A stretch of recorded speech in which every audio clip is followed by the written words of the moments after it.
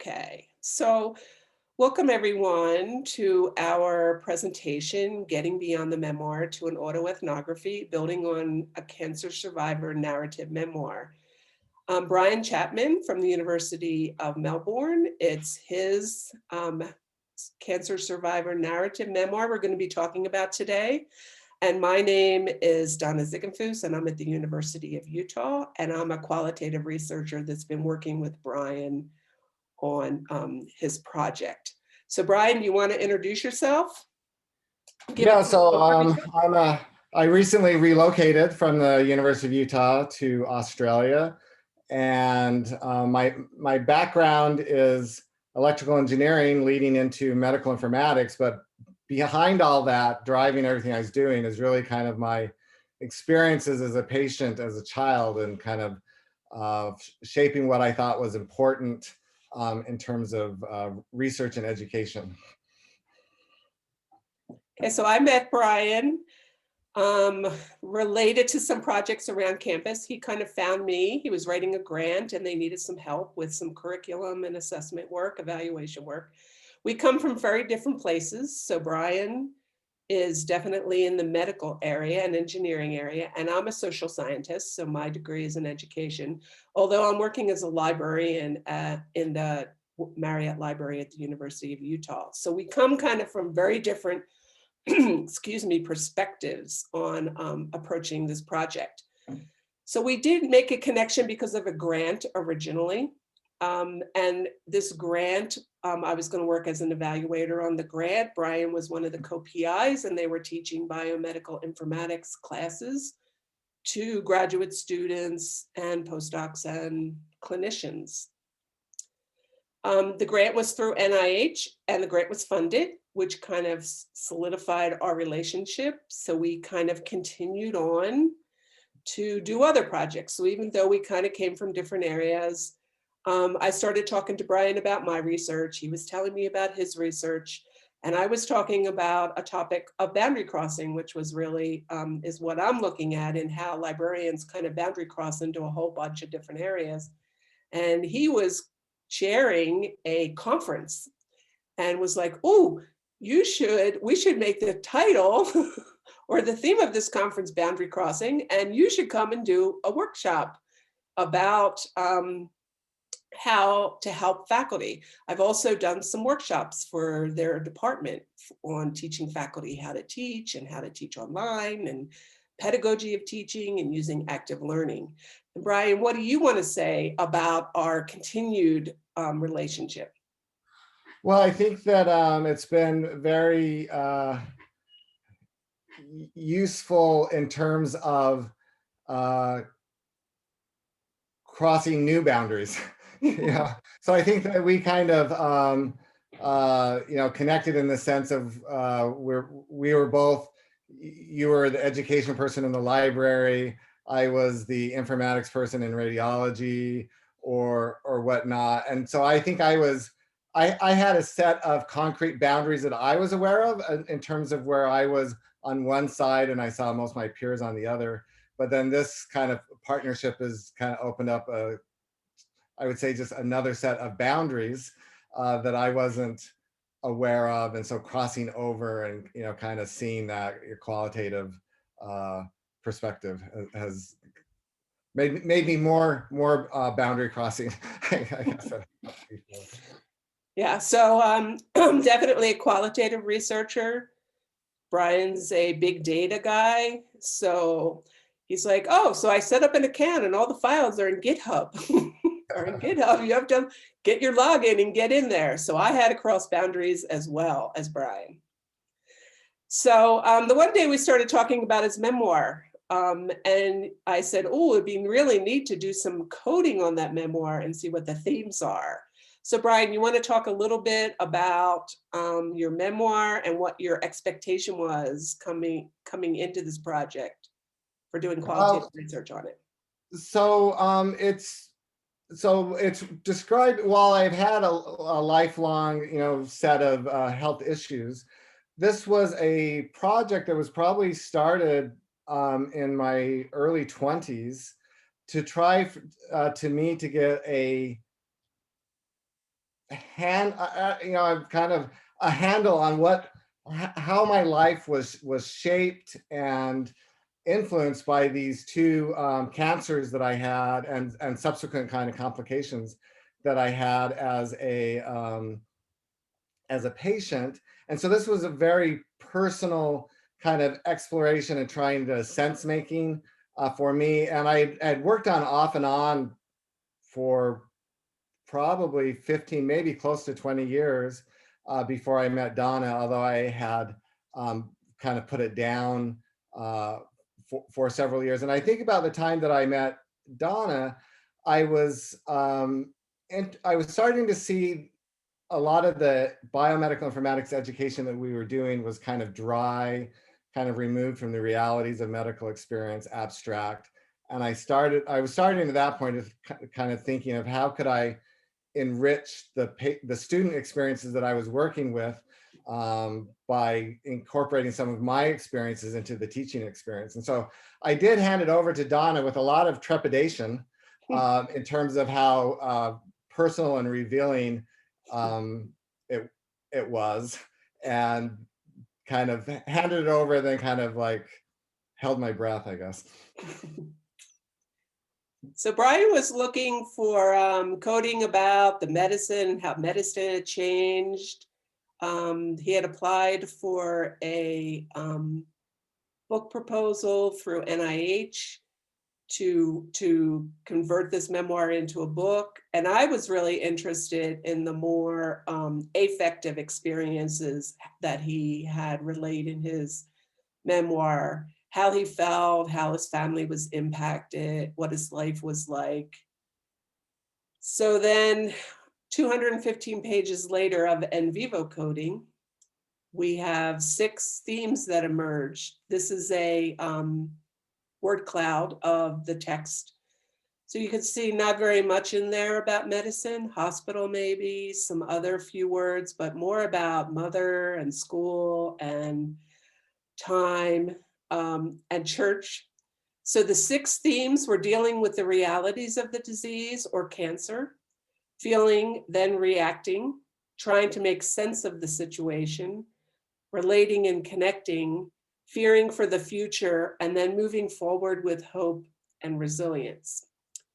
So we're going to go through each of the themes. And Brian, if you want to talk a little bit about these themes, so you can see the text in the PowerPoint, you'll be able to read that. But Brian, if you just want to give a short little summary about what you were experiencing and what you wrote based on this theme.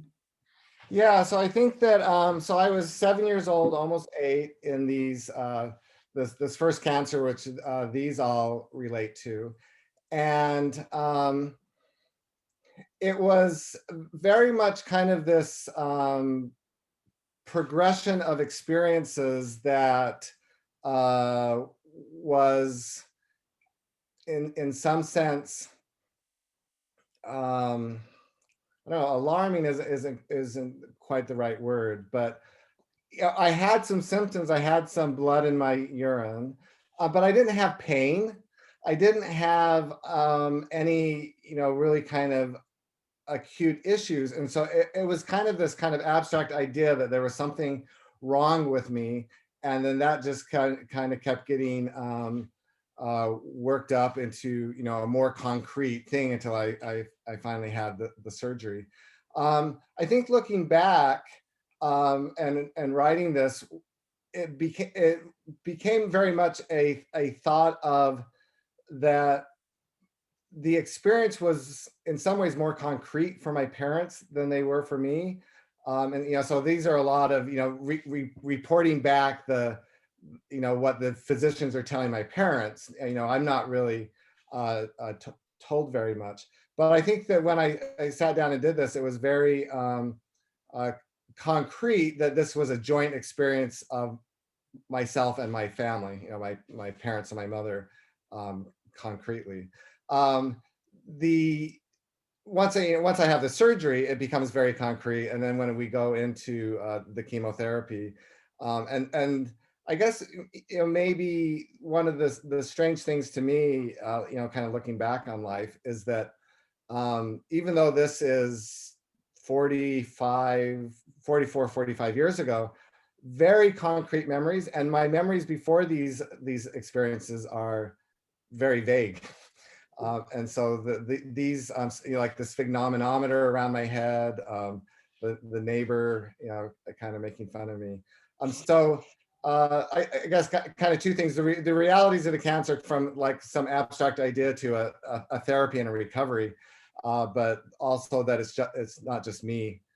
The cancer isn't just experienced by the patient. Okay, the second theme of feeling, then reacting. Yeah, I think that looking back, and I think this is where society and medicine and psychology has matured. That um, I I don't know that there was a lot of concern for my psychological well-being. I'm feeling all these things, and that didn't seem to come into the purview of the medical establishment, or kind of um, much of a concern. And yet, between this time when I'm 7, 8, and when my next medical event occurs when I'm 15, there was really a lot churning along in my mind that um, was clearly the product of these past experiences, and were being untreated.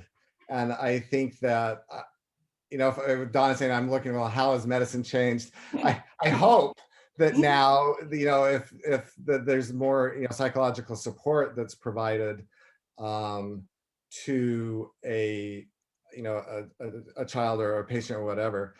To me, it was very much just kind of bubbling out in terms of kind of suboptimal school performance, kind of being the class clown or whatnot, and then just a lot of fear that I didn't really know how to express to anyone. Like I didn't ever tell my parents that I didn't think anyone would ever marry me because I only had one cancer, one kidney. But it's something that was just continually there with me and kind of inescapable. Okay, the next theme of trying to make sense of the situation. Yeah, so I came from a very religious background, and so religion was always hovering over everything that was going on. And I didn't comment on, but the last slide, like this burden of a survivorship and being saved and having purpose, and so kind of just this exaggerated sense of sin or whatnot. So God was always on my mind in kind of a theoretical sense, and I certainly thought about it a lot. But when it gets right down to it, the question that was just always at the forefront of my mind is, when was the next thing going to go wrong? And this is this comment's kind of more later on. When I was 15, I had another cancer, and it resulted in a burst appendix and peritonitis, and I had a lot of surgical bowel blockages caused by surgical adhesions that would just pop up kind of out of the blue. And so that just really triggered this something wrong is around the corner all the time. And that was ultimately what was consuming all my mental energy. When was the next disaster going to happen? And the next theme, relating and connecting. So I think that this is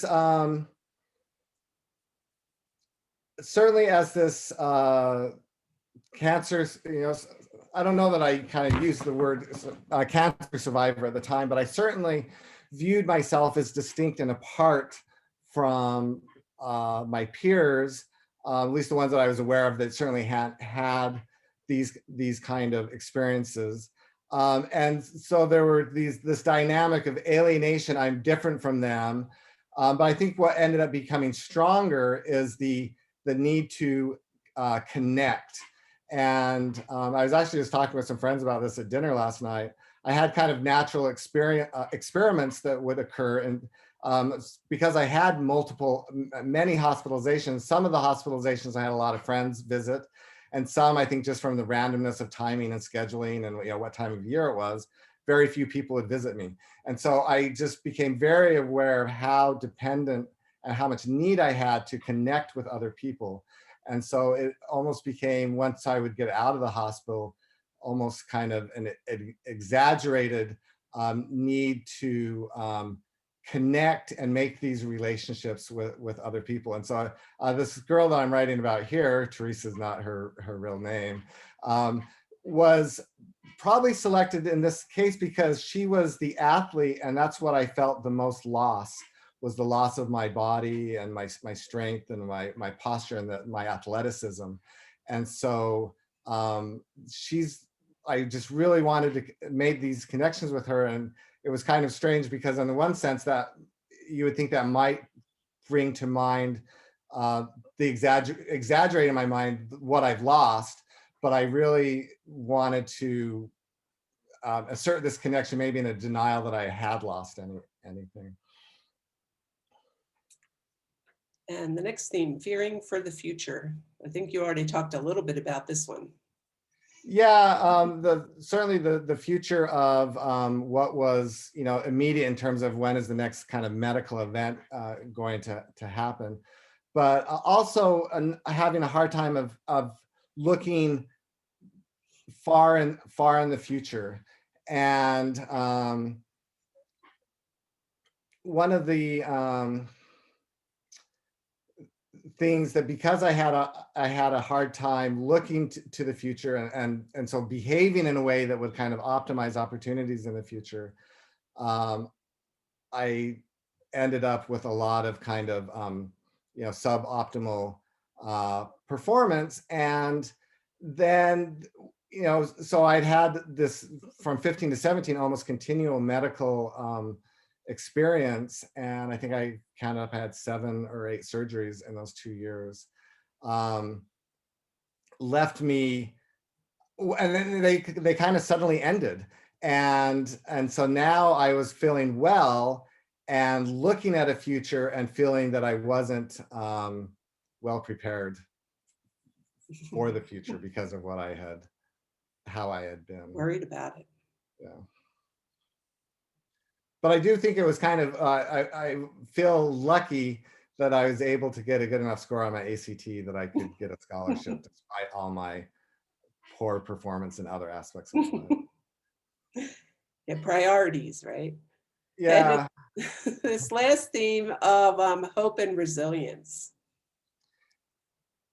Yeah, it's so hope, and I think those are both interesting words that Donna picked as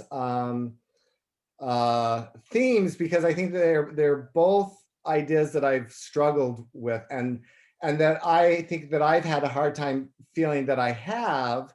And talking to various therapists of, well, just look how much you're trying to view myself as a survivor. Look how much you survived, which is kind of that resilience theme. When I first met my wife, I would just make her so mad because I would quote A.E. Housman's poem, "Hope lies the mortals in most believer, but man's deceiver was never mine." But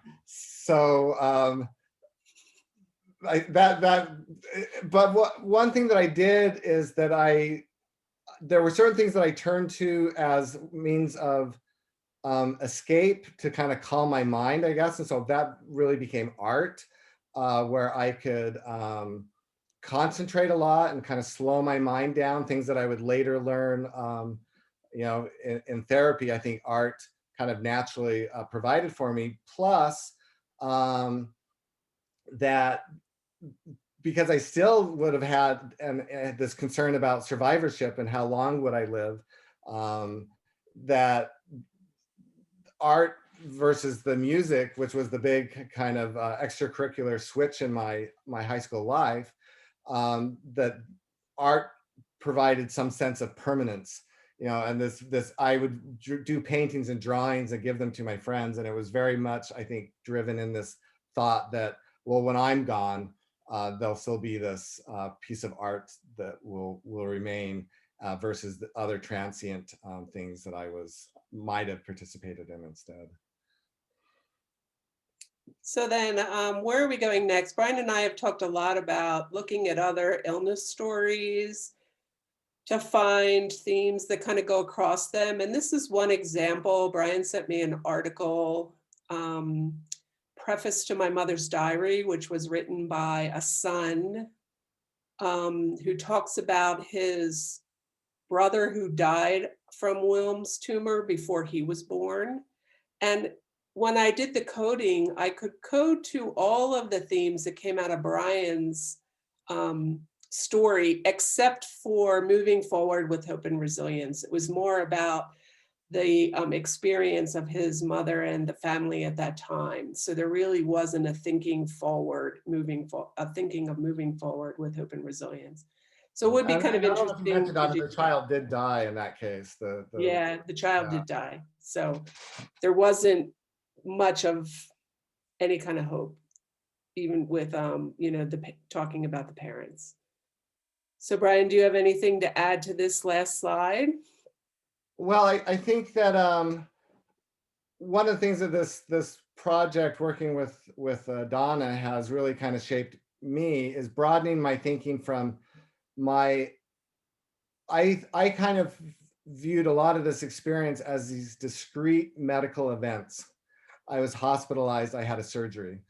And now, and this is kind of parallels kind of a broadening of the field. So I'm got my degree in medical informatics.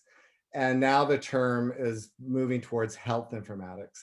And I think that my own thinking is following that and just looking at how much of like this lived experience is beyond these discrete medical events, and how much of kind of the continuous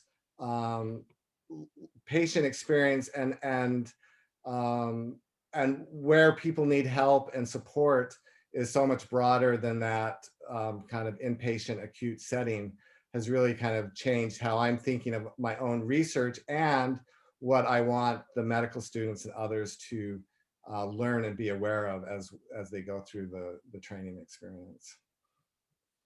So thank you very much for sticking with us through the end of our presentation here. And we look forward to conversation and questions at the conference in January. I'm going to stop our recording here.